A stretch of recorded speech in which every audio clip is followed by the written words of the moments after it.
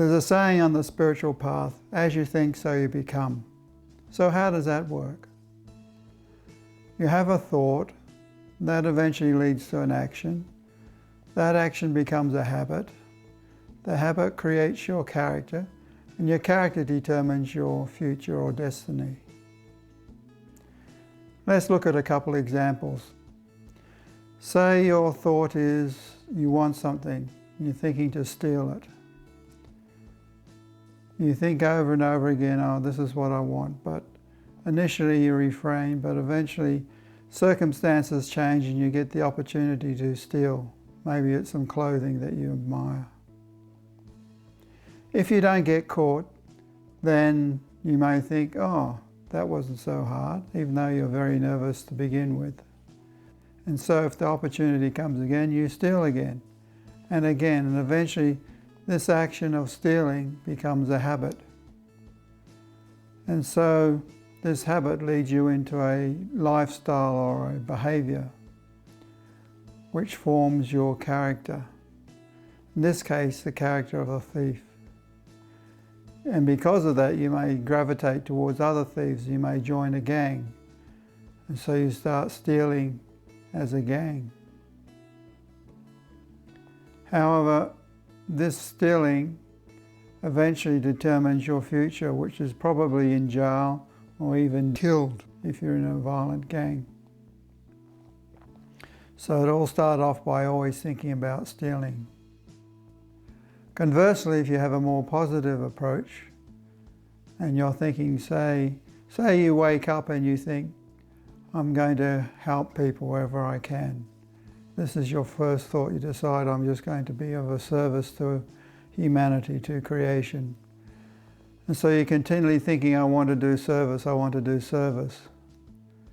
So eventually the chance will appear where you can do service. So you do the service and you get a lot of enjoyment from that. And so you continue to do it. And that continually doing service, continually helping those less fortunate than yourself, becomes a habit. And this habit determines your character. Your character becomes one of a benevolent, altruistic person.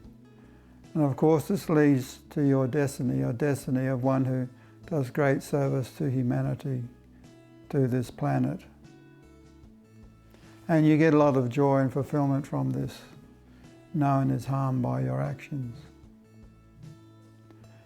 And this, as you think, so you become, is actually a major tenet of the spiritual path. And looking at it from a spiritual point of view, it starts off by always thinking about your spiritual goal, which is self-realization, God-realization. And so when you meditate, your mantra, something which represents God-realization, it actually is an affirmation telling you that you are God. You are the infinite consciousness, the all-loving, all-pervasive, infinite, benevolent, loving consciousness. And so by meditating on this, feeling this all the time regularly, we say at least twice a day to make it not just an action but to become into a habit, then you start to take on those qualities of consciousness. Some people think, well, I meditate on the qualities of God, say His compassion or His wisdom, His strength, His resourcefulness. But better, we say, is to focus on God itself, because once you attain God realization, you attain all those qualities and a lot more. And this is the fundamental difference between this and, say, what's talked about in the movie The Secret, which is about the law of attraction, attracting to yourself what you want, having a very firm determination to get what you want and not to accept anything else. And eventually they say you'll attract prosperity and health or whatever it is that you're wanting to yourself by this positive thought. But on the spiritual path, we're not wanting just health and wealth and prosperity, except in a spiritual sense. And that we get through realization of our higher infinite self. The realization that we are not this body, we are not this mind, but we're actually beyond that. We are the infinite consciousness, the source of our mind and body, and of all happiness and all wealth and wisdom. So it's a very, very different thing. And in Ananda Marga we have second lesson and first lesson. First lesson we repeat our Ishta mantra to keep reminding us of our spiritual nature. And second lesson to remind us of everything that we come in contact is also an expression of our higher spiritual self, of God consciousness. This principle of attraction also doesn't recognize the karmic component. We're all born into this world with different karmic lessons and samskaras and difficulties that we have to undergo. And no matter how positive our thoughts, it is not always possible to overcome them. Then, of course, there's God's will, which may be totally different to what we want. You know, there's a funny story or joke which goes, if you want to make God laugh, tell him your plans or her plans. Unless our plans are in sync with God's plans for us, then they're very unlikely to happen. If you have a very, very strong desire, very determined, it is true you can attract what you want to you, but what you're actually doing is attracting, say if you're wanting money, you're attracting the money that you would have got in your next life or in the future to this life, so that you're actually going to ensure that you become even poorer in your future. So better just to surrender your desires to God and let God take care of you, let the universe guide you the proper way forward. This is the proper spirit of the spiritual aspirant, not always wanting or asking, but always giving and looking for answers through God's guidance. But there's also another aspect to as you think, so you become. You know, in this world, in this relative world, nothing is perfect. Only in the spiritual realm is there perfection. There are positive and negatives in everything. Some things become more apparent than others, but they are still there. And we always have a choice, whatever situation we're in, decide whether to take the positive, to see the positive, or to see the negative, to be a half full or a half empty person. Even seemingly disastrous or painful experiences have a positive.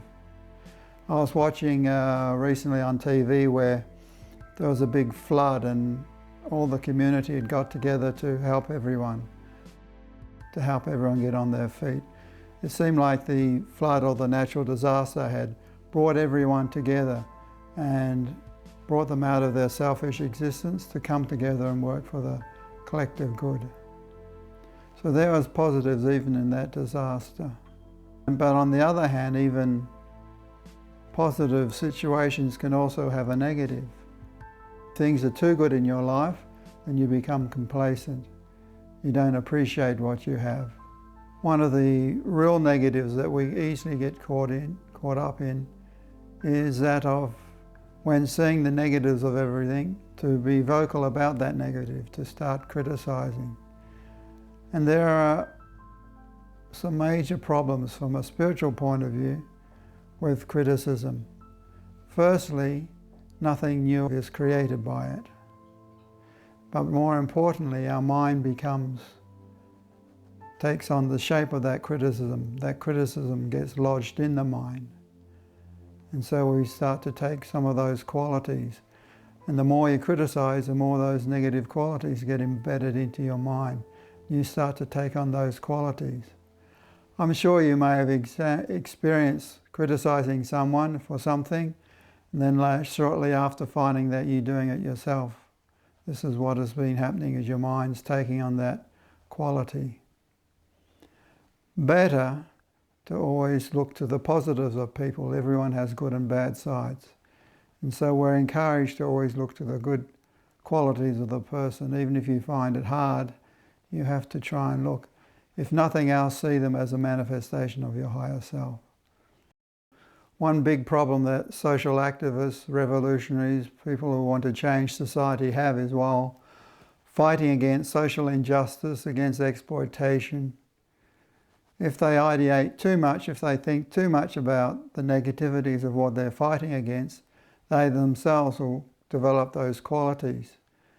And it's not unusual to find people when if they do finally remove the exploitive people, that they themselves become like those exploiters. They also become very oppressive and tyrannical. So always it gets back to, as you think, so you become. Also, so you perceive.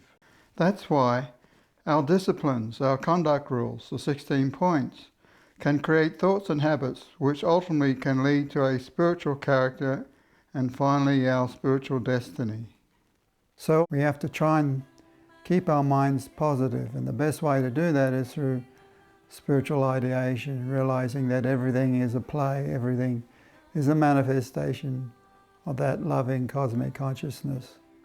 It's just a matter of us focusing on that rather than the negativities. And it's not to say they aren't there, and it's not to say we don't have to acknowledge them or take steps to remove them. But it's to say it shouldn't be the focus of our ideation. So to conclude, our thoughts are very important. They are the seed of our destiny. As we think, so we become. It was a thought that actually led you to the spiritual path, constantly thinking you want something more spiritual in life, not this dry, mundane life that we had been experiencing. And what we've been given to meditate on is called a Siddha mantra. It's a mantra that's been empowered to raise our minds to that higher state of cosmic consciousness, where that eternal bliss and love and fulfillment in life is achieved. So we must be scrupulous about what we allow into our minds, not allowing any negativity or degenerative thoughts, and to try and keep it as positive as possible. Careful what we watch, what we read, what we listen to, the food we eat, the company we keep, all have to be that which is conducive to spiritual elevation, and to try and avoid as much as possible those which take us away from that state. So do your meditation regularly, remembering as you think, so you become. So the more you meditate and the more you keep your mantra going during the day, the more you realize who you really are. You're not this body, you're not even this mind, but you're infinite loving consciousness.